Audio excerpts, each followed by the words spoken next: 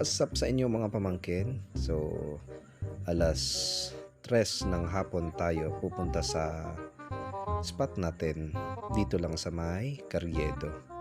Yan, dito ako palaging nagpe-fishing mga pamangkin. Ayan. So, mag fresh water lang tayo dito. So, tingnan natin kung ano yung mahuhuli natin at inayos ko na nga yung aking fishing rod dito.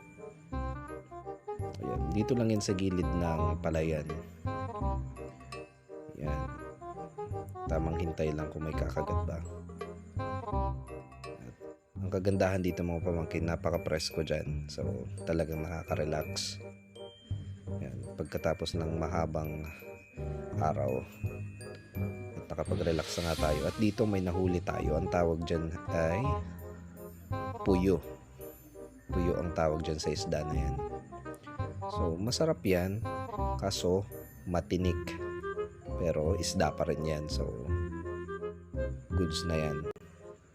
At lumipat-lipat na nga ako dito ng spots. Bumaba pala ako kasi parang mas meron dito. Feeling ko lang.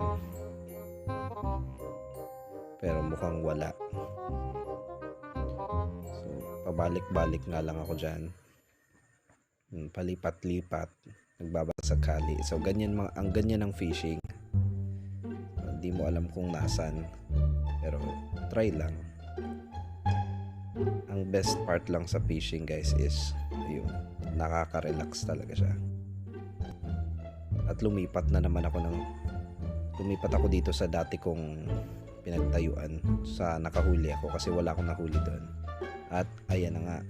Tuwang-tuwa ang inyong tito. Nakadali tayo ng tilapia. So, medyo maliit naman to. Pero, yun nga, isda pa rin yan. Ayun.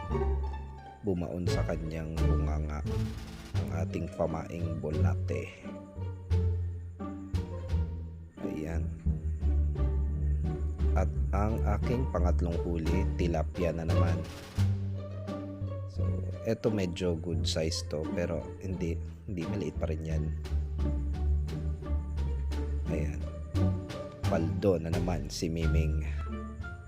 At ayun, medyo pagabi na nga dito mga pamangkin. At eto yung susunod nating nahuli. Tilapia na naman. Napakaraming tilapia dito kaso maliliit pa. Pero wag kayong mag-alala, pinakawalan ko yan after. Kasi lalaki pa yan, sayang. At pauwi na nga tayo. Yan, may dumaan pang Bultras ko.